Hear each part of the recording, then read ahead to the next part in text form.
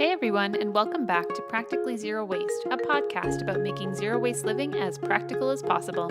Today I had the pleasure of talking with Matt Holtzman, the founder of a takeout app called goMkt based in Manhattan, New York. Listen in as we talk about how they reduce food waste, support small businesses and shelters, and bring people together to share delicious food. In the words of goMkt, here's to fighting food waste one meal at a time. Hello. Can you tell me a little bit about what goMkt is? goMkt is, and I hate to use the term, but it is a platform. goMkt is a platform with a variety of different products to help food businesses reduce waste, drive traffic, and get tax benefits that they might otherwise have foregone. The guiding principle in everything that we do is to reduce food waste, to feed people who are hungry, and to encourage food businesses to make use of their food no matter what the scenario is. So ideally, we want to give them as many channels as possible to do something with the food, whether that's, and there are two products there. There's a business-to-consumer product, which is our app, which we just launched in March, and we're in the process of gathering requirements for a business-to-business app, which we intend to release, I would say, within the next 3 to 6 months. That will be a web app for larger food businesses with a similar sort of guiding mission, which will be to give those food businesses as many channels as possible to do something with their waste, and also have some, enterprise software on top of that to manage inventory and to take a more analytical look at how they're managing their surplus. That's amazing. That's so comprehensive of all these different needs that need to be met right now. Good for you guys.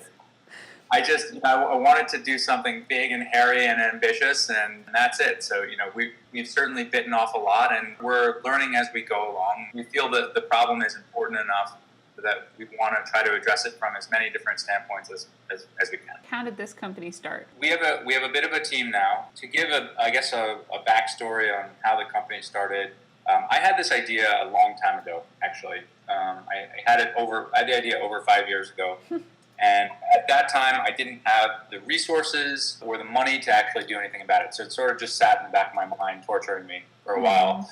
And I worked at another startup, which is it's a great company, and they've done quite well. And after 5 years of that, I had saved up enough money so that I dropped out to found goMkt. And our team is about 6 folks or so. That's including my second in command, Kelly. Yeah, she's sort of a jack of all trades, but she has a marketing background. We have a head of product. His name is Greg Field. He's a former colleague of mine from AppNexus and a very sharp guy. We have some sales folks. We have an outsourced dev team to keep costs down at the moment. Although as soon as we start making money, I'd like to bring everything back in. So, amazing.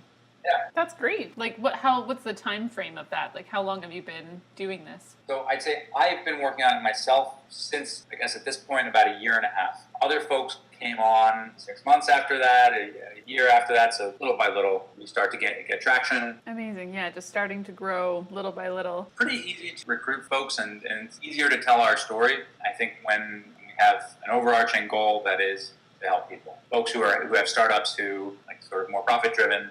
Yeah. Might have a more difficult time recruiting people, and we've been very lucky. Yeah, it must be easier to recruit people to get on board with working for you, but also getting people on board with actually participating in your company, having people use your food ordering app or be a vendor that supplies food and engages with you. It must be something that is becoming more and more relevant to avoid food waste and to do a bit of food rescue because of the amount that's being wasted every single day. That's good to have an inspiring, motivating reason to get involved as well. Yeah. How do you connect with your vendors, and how do you engage with them to let you sell their leftover food at a really low cost? One of the key lessons that I've taken from looking at the respective histories of different companies, sort of food tech space, you take Seamless, Grubhub, and all these just companies like that don't necessarily share our mission, but share some components of it nonetheless. The one sort of commonality that I found is that, unlike perhaps other industries, they relied extensively on a ground game. You literally have to go from retailer to retailer. You have to identify a decision maker and then convince him or her to actually give you a shot. Our sales people have very, very helpful in doing just that. Putting together lots of targets. So we're getting started in downtown Manhattan, but canvassing downtown Manhattan, and just speaking to everyone little by little. Now, granted, there are some other ways to get in touch with folks. So oftentimes restaurants will have a Facebook page, and they're a bit more receptive to people reaching out via Facebook than they are emails, let's say. One way or another, it's.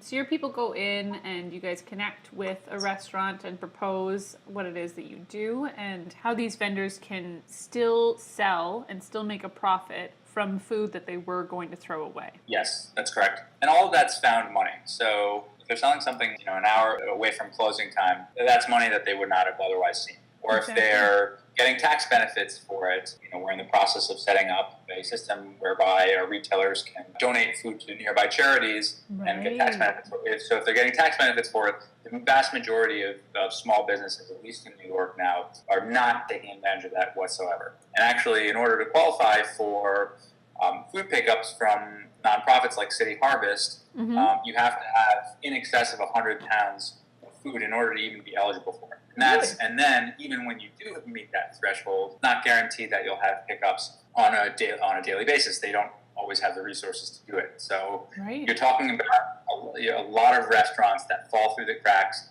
that currently have no way to manage a surplus and have no other outlets apart from just having it wind up in them.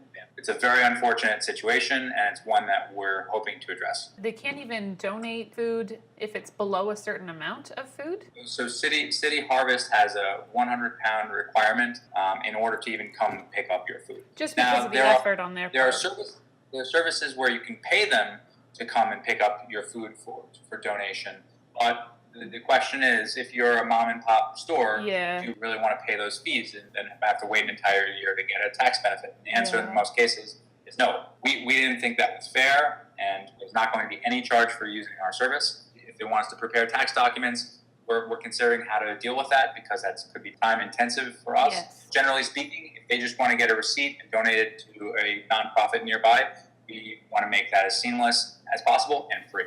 Yeah. Well, that's helping so many people in one shot. Like, what a brilliant idea. Do you have drivers that deliver food, or would they go and pick up the food at the end of the day for these mom and pop shops and deliver that food to a nonprofit, or how does that work? So we're working with a group of food banks. What we're looking to do is identify couriers, so either bike messengers or folks like that, where a company can volunteer their time.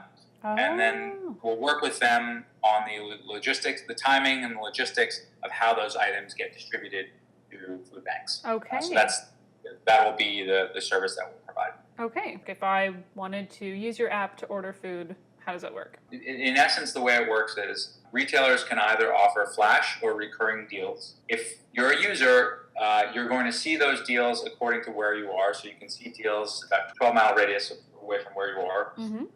And you can filter those according to which items are available now, or you can set up an option to purchase it later if you want to plan it. And then basically, you generate a QR code once you've checked out. So you identify the meal. There's a stated pickup time. That's a window, typically a window. Generate a QR code, and then you go show the QR code or 4-digit PIN to the retailer, and all they have to do is either scan the QR code or enter in their 4-digit PIN, and that's it. It completes the checkout. That's it. Amazing. And so then they would pay over the app. Yeah, so all the payment is made in advance on the app. The retailer is not responsible for that at all. He or she would just need to remember his or her 4-digit PIN, and that's it. They receive an automated phone call indicating what the order was, the order number, and various other information. Yeah, similar ordering concept to like Skip the Dishes, Uber Eats.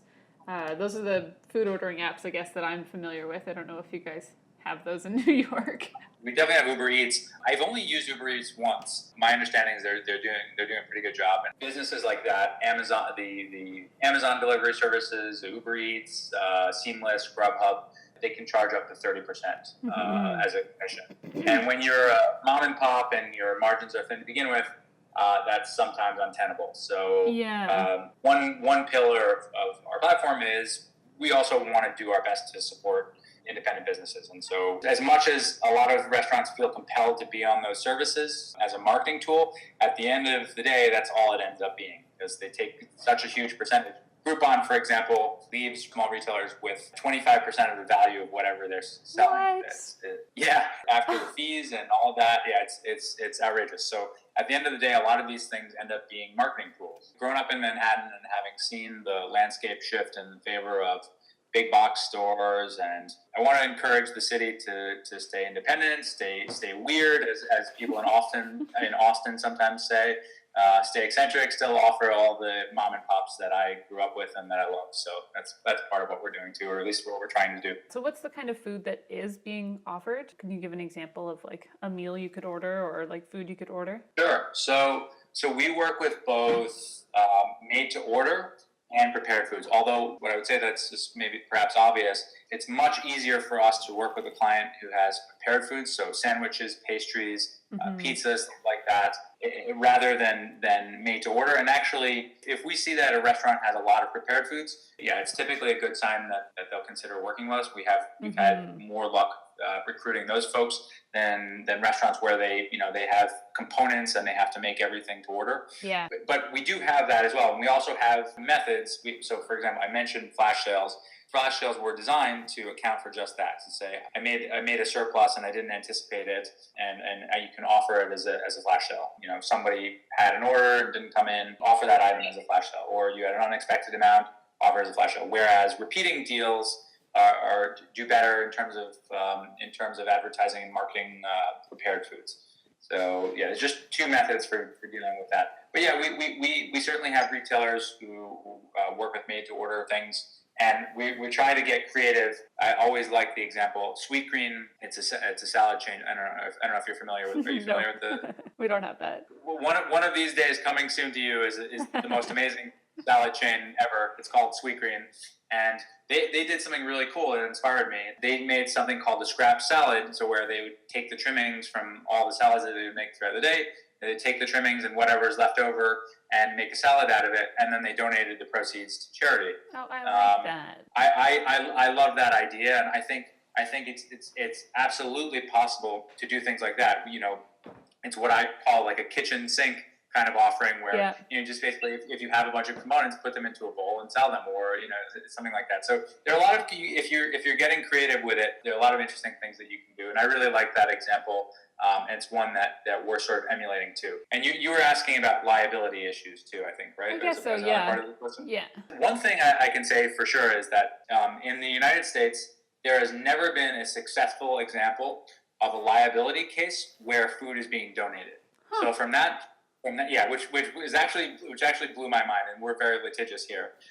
But if you're talking about food that's being sold, so then there are certainly examples of that. But what I would say to that is we don't work with anything that the retailer wouldn't be selling himself or herself. Exactly. These are the same items that would be on the shelves or in the restaurant a couple of hours before closing time, and it's basically just making those available to a wider audience so that they don't end up going to waste. Any liability is still on the retailer because we never take possession of the items. So it's still on them to ensure that the food is of good quality and can be sold. And that's a good safety net for you, is that you don't offer delivery. It is like a food ordering app that connects you as a buyer with a vendor that is getting rid of things at a reduced rate. It never leaves their premises, and that keeps you guys safe as well. So you're preventing food waste without actually getting too involved in the whole process. That's exactly right. So there are all sorts of complexities when you're delivering food. You have to keep it at around 40. I think it's 41 degrees while it's being delivered. Yeah. And then you'd have to reheat it to 160 Fahrenheit if you want to make sure that you're handling it properly. There are all sorts of considerations. What has been your user response? Pretty positive response from people wanting to use your app? Yeah, absolutely. So people have been very receptive to the idea. And the one thing that we're hearing is that people want more dietary options. So if they have allergies, they want options for those. We don't have a ton of different retail partners yet, but people really want to see retailers.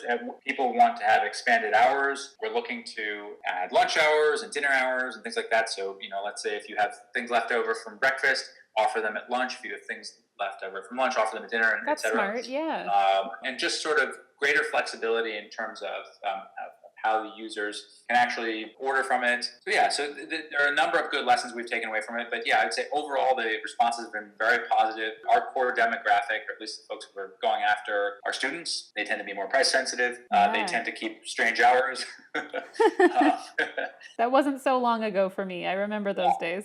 That's right, not too long ago. So if you can, remember back to being, keeping strange hours, being strapped for cash, and being hungry all the time. We also have students who are sort of good early adopters for tech products. And then what I would say is, kids who are in school tend to be more receptive to our message by and large. When we were figuring out how to approach different demographic groups, these were some of the considerations. We're clustering around universities to begin with. We just think that makes sort of good sense. That is smart. And I wonder if you could do, like, I don't know, would corporate events where they cater all of their pastries and desserts or like sandwiches to a thing, would they ever be interested in getting like a meeting cater platter or something like that they could pick up? You raise a really important point, and that is there are some retailers in Manhattan. Buffets are among the worst offenders when it comes to food waste. Yes.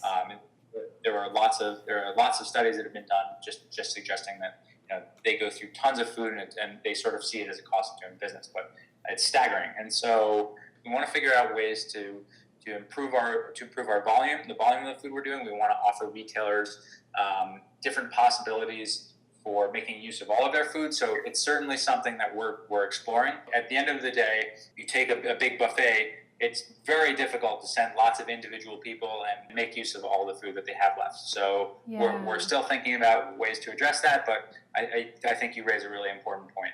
It'd be great to be able to have a shelter be able to pick up a large quantity of their, like their butter chicken and everything that's left over at the end of the day from like an Indian buffet, and then you can just give it to like these charities and stuff. Like buffets and charities would work well together, right? And that's the thing. So, even when the buffets do want to give, they don't always know how. And some of the food banks have different standards, but in reality, this is an easier problem to solve than it appears to be. If you can put together a small business like a buffet and a food bank, then there's no reason they shouldn't be able to deal with each other. And particularly so when you're incentivizing the business to do it, because they know that at the end of the year they'll see a tax benefit from it. It puts it in everyone's best interest. That's exactly what we want to see. We want to see the neighborhood buffet give to the neighborhood food bank so that it's sort of like a positive feedback loop. Yeah, and I love how you said it's simpler than it seems. That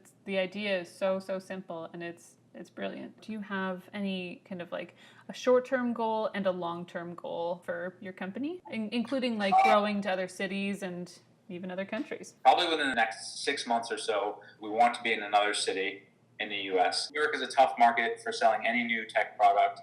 A city like Portland, for example, would probably be far more receptive and far easier sell in terms of what we're trying to do. I'm very attracted by the opportunity of going to the West Coast. I'm familiar with the West Coast, so I think we're going to so strongly consider if we do probably a second city somewhere in the Northeast first, and then if we expand to a third city, it'll probably be in the West Coast. We've had some inquiries from foreign companies about doing joint ventures with them elsewhere, but I think we really want to consolidate our presence here in the States first, and then we'll see about whether it makes sense to move elsewhere. Toronto? Yeah. Well, what's funny is what I know about Toronto is that there are some very innovative. There's a company called Flash Food, for example. Oh yeah. I think they're more geared towards supermarkets at the moment. Oh. But there's some very innovative companies coming out of Toronto and Canada generally. Toronto, in particular, is a hotspot for food tech companies like this and folks thinking about sustainability. So yes, if and when we decide to expand to Canada, keep us in mind. that's definitely something to consider. So one of the things that we talk a lot about on this podcast is how to make things as practical as possible while also reducing waste. So if people are already on board with the food rescue idea and are looking for takeout, how accommodating do you think vendors are if they were to bring their own container or bring their own packaging to take food home in? That's a fantastic idea. It's one we've just started to think about now. Sure. Because I have one of our partners in goMkt has been thinking a lot about how to deal with plastic waste, Yes. thinking about solutions for it. So we are thinking about creating a reusable container for goMkt customers that they'd be able to leave with the retailer, so they pick it up, take it back to their office if they wanted to, or to their home.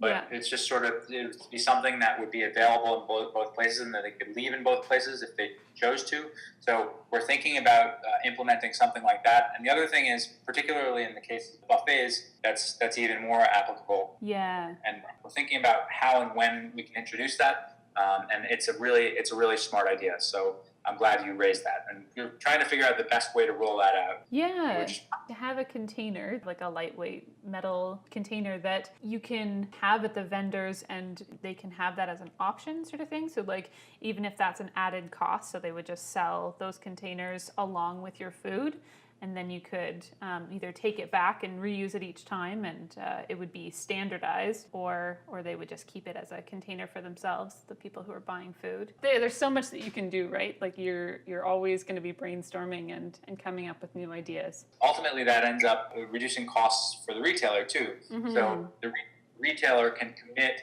to putting whatever saved costs he or she might get from not having to purchase additional containers towards providing an add-on, some kind of extra topping or something like that to the order as an incentive for the user to actually do it. That's smart, yeah. So, there's all kinds of restaurants now that will give you even the tiniest little discount if you're bringing your own cup or container. Even Starbucks will say reusable cup, and they type that into their till, and you get, I don't know, 10 cents off or something like that. But like, anything is enough of an incentive to keep doing it. The nice thing about it too, you're getting a little benefit for the customer, you're getting a benefit for the retailer. You do it as a sort of a branded thing. We have our logo on it.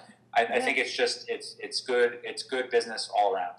Yeah. And of course, good from a sustainability perspective too. Mm-hmm. Does your company practice any other forms of, I don't know, zero waste living? Or different mindful practices like that? Like, is that kind of part of your whole mandate, or the focus just on preventing food waste, which is noble enough in itself? I think we're trying to focus on the core mission now, which is reducing food waste in and of itself. You've probably seen some of the stats, but if food waste were a country, it would be third largest emitter of greenhouse gases by the United States and China. And probably Canada. Yeah, you're talking about $200 billion in edible food wasted every year. 1 out of 6 Americans don't know where their next meal is coming from. These are the statistics that sort of embolden us when we think about what we're doing. We want to make sure that our core products work and that everything is up to snuff, but certainly there are definitely other areas for growth here, and there are definitely other things to think about along the lines of what we mentioned with plastics and having sort of our own packaging. There are plenty of others, and so I'm always open to new ideas about how to approach these topics and sort of where we can make a bigger impact. So it's something that I'm thinking about all the time. Oh yeah, and honestly, baby steps. Don't worry about moving too quickly, and just kind of take each new accomplishment with a new goal at the same time. Like, it's so important to not get overwhelmed, because once you enter into this world of sustainability, then you're just like, oh my gosh, there's so much that needs to be done, and how do I accomplish all of it? I'm just one person. So taking it one little bit at a time. I've definitely had those moments where Me too. The best meal you've ordered through your app? That's one of my other questions. We have this really fun, authentic Indian Pakistani place on our app. They're one of these sort of old New York institutions. It's sort of a no-frills place, but every time I go in there, it's just a wonderful environment, and they're a buffet, and they just give me a mountain of food, and I eat a lot. So I always love going in there and seeing them, and they're always really warm. And so I'd say the best meals I've had on my app so far are just every time I get to go in there and talk to them, and they give me sort of heaping portions of tikka masala or butter chicken. Oh, that's amazing. It's wonderful. And they have the most wonderful Indian sweets too. Kind of adore that place, and it reminds me of growing up. Yeah, that's so beautiful. And another thing that this sustainable lifestyle or this eco-friendly lifestyle produces, one of the things it produces is a closeness with your community and a closeness with the people who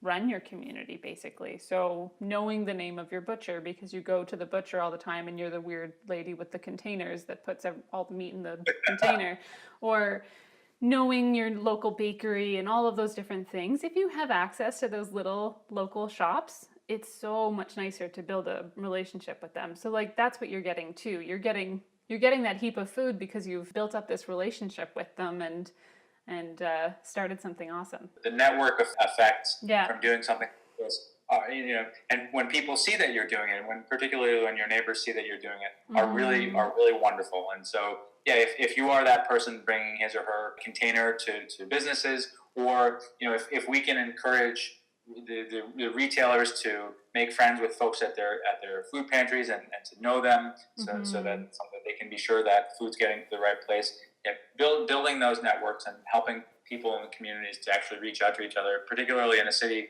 like New York, it's a really wonderful part of this, and it's something that we take very seriously. And even though we haven't been out very long, when I've seen that happen, it's been really inspiring to watch. How can we find you online? People are in your area and are looking to get involved. Yeah, I mean, if folks want to check us out online, the website is goMkt.com. So one thing that helps with our SEO, and if you review the app, both in like an iTunes store or an Android store, that would be super helpful to us. Yeah, because we're still a fledgling company and we're doing everything we can to get our name out there. So yeah, reviews on iTunes or Android are super helpful to us.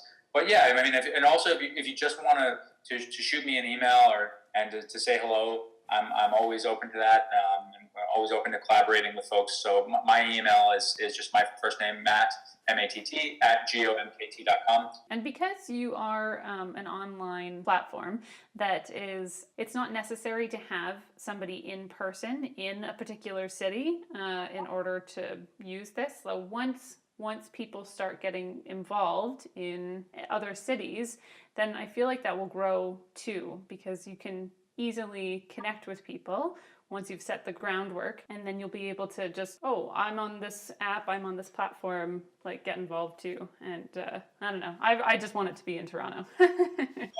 Thank you for saying that. And so actually, yeah, your point is very well taken. The infrastructure is there so that we absolutely could be in Toronto. Now, if people are in different places in the US, or people know retailers, so for example, if you know lots of retailers in Toronto who'd be keen to use the app, we could absolutely have a presence there. The one thing that we would say is, I'd say when we approach a new city, we probably want to have someone along the lines of our sales director or some kind of a salesperson just walking around to places to formalize it. But you're absolutely right. The infrastructure is there so that this can exist even without putting any salesperson boots on the ground. If your listeners or if anybody would be keen to use it and we can get enough of them for a critical mass, we can absolutely open in a second place without even sending one there. It's just that simple. Very good. Well, I think that's all for us today. If there's anything else, then we can always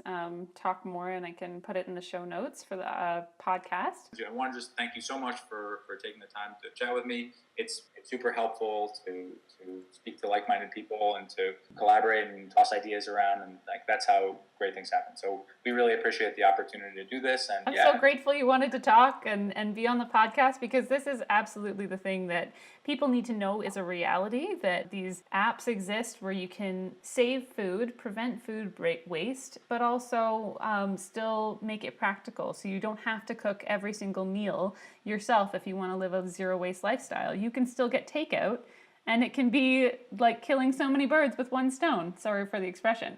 If you want to be mindful of what you're doing, there are so many different ways to do that, and we're trying to offer another solution for folks who want to be mindful and folks who want to give back. So we hope that people will be receptive to it. And Michael Pollan is an author. He said that every single meal that we have in a day is a chance for us to embody our values. And I love that, because you can do that. You can embody your values while still getting takeout by preventing food waste in one go with this app. So I thought that was awesome. That's such a cool quote. I'm totally going to use that. Yeah, please do. Yeah. Yeah, so that's wonderful. Thank you again so much, Matt, for chatting today, and yeah, good luck with everything. My pleasure. Thank you very much, Elizabeth. Bye. Thanks again for listening, everyone. If you have a topic you'd like to hear about on Practically Zero Waste, leave it in the comments below. To learn more about goMkt and to take advantage of those discounts if you're in the Manhattan area, you can find them at goMkt.com, and you can find us both on Instagram at goMkt and at Elspeth Callahan. Good luck fighting food waste in your area in any way that you can, and have a great week.